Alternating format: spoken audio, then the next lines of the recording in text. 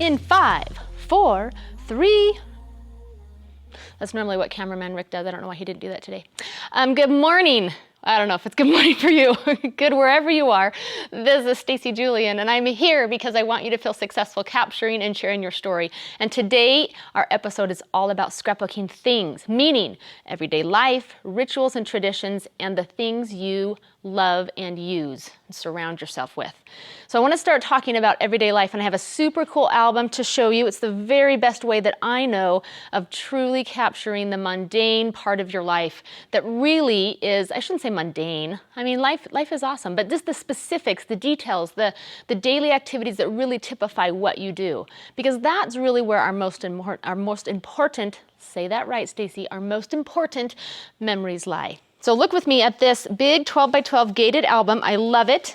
You can scrapbook this concept in any size album, however, but let's open this up. This is an album called 30 Days Half September. Basically what I did and what I want you to do sometime is set aside 1 month of your life, get your camera, commit to using it every single day, and I want you to scrapbook just exactly what your life looks like in that very moment of time. Okay, as I open up that first page, there's a little calendar that highlights the most important things or some of the major things that happened in September.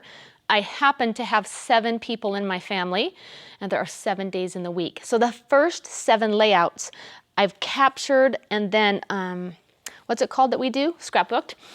Arranged photos that typify Sunday, the first day of the week. And on the back, a picture of my husband, Jeff. And then here's activities that typify a Monday. It's kind of the day that we clean and organize and get things done. And I happen to have traveled to Africa in September 2008, so there's a picture of me and my dad in Africa. And then Tuesday, I took pictures of the things we eat. Picture of Clark. Wednesday, the comings and goings, or how we get around. And then there's my cute Chase at McDonald's. That's where he likes to go. And then Thursday, I talked about learning. So there's pictures of school, the school bus, and the fact that, that I work at Big Picture classes and teach online. And there's my cute Trey, who turned 10 in September. So that's a perfect picture of him for the month. Friday's all about unwinding. So there's pictures of kids playing and having fun and calling and arranging play dates and videos and computers. And there's my cute Taft, opposite Saturday, which it's Saturday at our house. It starts with team clean. You got to work before you play. Okay, so there's a layout all about working and then playing, and there's that adorable Princess Addie. Now, here's where it gets really good. Every single day that month is represented by a half page. So there's September 1st, September 2nd, open it up, gets better. September 3rd, 4th, 5th, and 6th. I used my sloppy handwriting, and at the end of the day or in the middle of the day or whenever, I just wrote down things we did, things that happened, things that I was thinking about. Sometimes I wrote down all the cold cereal in our cupboard, and on another day, I did this one, look, I did a sketch of what our home looks like and where the different rooms are.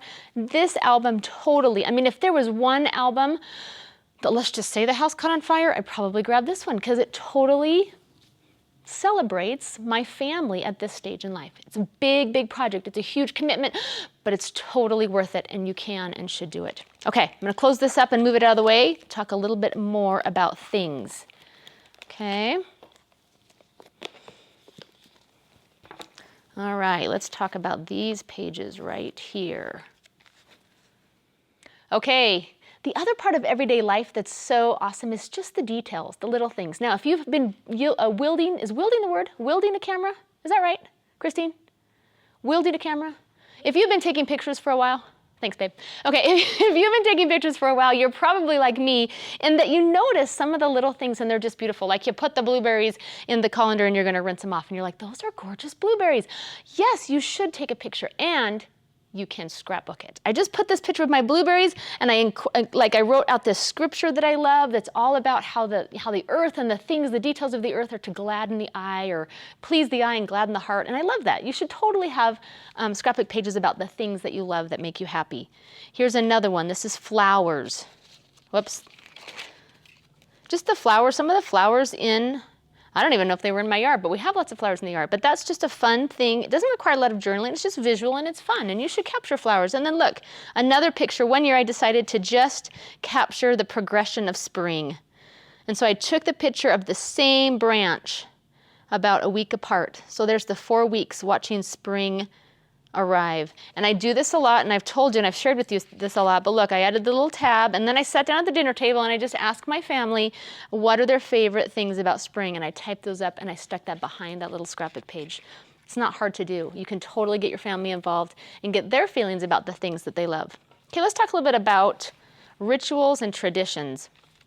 We have a tradition in our house that every Valentine's, Mom gets up early and makes a Valentine breakfast. And so on this particular day, I thought I got a seriously good photo of breakfast. Look at that gorgeous photo. So I made it nice and big so that I could, and I think that just represents, you know, how it feels to wake up to a table that's beautifully set and yummy, yummy breakfast. Now, and I've showed you this a gazillion times too, but I love it. Here's that 6x12 page protector that I can add on top. Little pictures, little square punch pictures of my family. And then what I did is I ask each of my family members, and I'll pull this out. Now this is the cool thing. This photo, this breakfast, and the responses to the questions that I asked did not happen on the same year. That's okay. It's totally okay. You can mix it up, and you can totally let go of the obligation that you feel that you should scrapbook every Valentine's Day, because that's a huge drag. Okay? Don't do that anymore. All right? Just scrapbook a couple times, really more the traditions, the things that you do for Valentine's Day. But anyway, I totally asked my family. I gathered them around and I said, I want you to write down your definition of love. And as they wrote their definitions, this one is Clark. It says, love is where you care for someone so much you would take your life to save them. It's kind of cool. Trey says, I think love is like a simple kiss. It flows through the person. He's my poet and my drama king. Taft, a little bit younger, says, my mom. Well, do you love me? And I think it's interesting how each person's response totally reflects their age and kind of their personal definition of love. And I just tucked those in the back, and then that opens up as a little kind of a peekaboo in my album. I love scrapbooking rituals and traditions. Here's another really simple one. We do puzzles. We do them primarily during the holidays and maybe when kids are off of school. And so keep scrapbooking simple, please. Just look, these are 4x6 photos. They're just on the page. I was going to show you a quick tip, and that is sometimes you want to make a picture bigger because you want it to fit, okay? So here's another copy of that puzzle photo, and you can just slice it like that. And then what I did on the page is I just mounted it. I'll kind of pull the page in so you can see the page. Here's the other photo. I just cut the photo, separated it. I call it extending a picture. And look, put the little title right in the middle of the photo. Does that make sense? Because then it fits where I wanted it to fit in my little collage. Okay, but puzzles is just a little tradition, a little ritual that we do, and we especially love to do it with Grandpa Julian. So when Grandpa Julian was in town, I made sure that I took a photo of him working on the puzzle with the boys. Okay, let's talk about the things we do.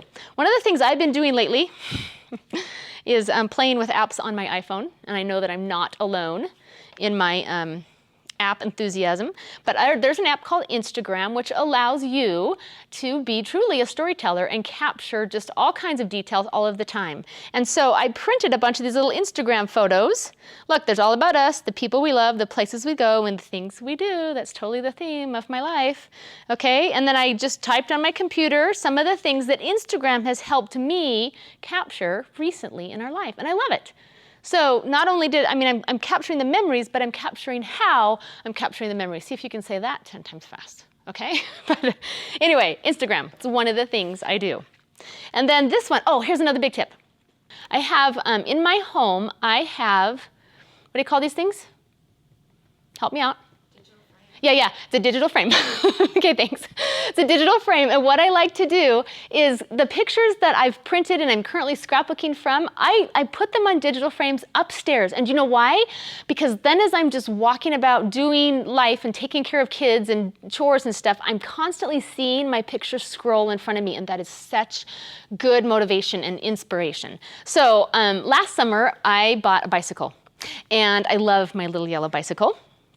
And so this was last week, like in preparation to come and do my little TV show, I made this page about my little yellow bicycle. But the reason I knew to make it, the reason that I felt inspired to make it, is because those pictures were scrolling past me on my digital frame. Okay, so that's another great idea, something you can do to keep those pictures in, just in front of you. Okay. So love, and then I have one more big giant tip to share with you, and that is, and we're going to talk about it much more in another episode, but how you store some of your embellishments and your supplies for scrapbooking. I love color. And I just want you to know that yes, I wear the yellow shirt to match the Little Yellow Bicycle page, and yes, I used Little Yellow Bicycle product. If you're not a scrapbooker, then you need to know that there's a company called Little Yellow Bicycle, and I thought it most appropriate that I would scrapbook my Little Yellow Bicycle with their product. Okay, whatever. But anyway, notice how I took those pictures. They're printed. I printed a couple of them smaller and then one 4x6, and I just had fun and just poured yellow product all over. Look at this. Look at these cute little butterfly stickers, and then I kind of made them fly because I took my little sewing machine and I made like their little butterfly trail. Okay, how super cute am I? Okay, but look, how fun if you were to take your scrapbooking embellishments, instead of trying to organize them in a complicated way, just organize them by color. Okay, so when I sit down to make a page, and I know the colors, and color really is so central to everything we do, I have all of these yellow embellishments that I can pour out in front of me and so many fun things to choose from. Scrapbooking, girls, should be fun. So I need you to let go of the obligation you feel to all of your pictures and embrace the freedom to just do something with some of your pictures. You'll have a lot more fun.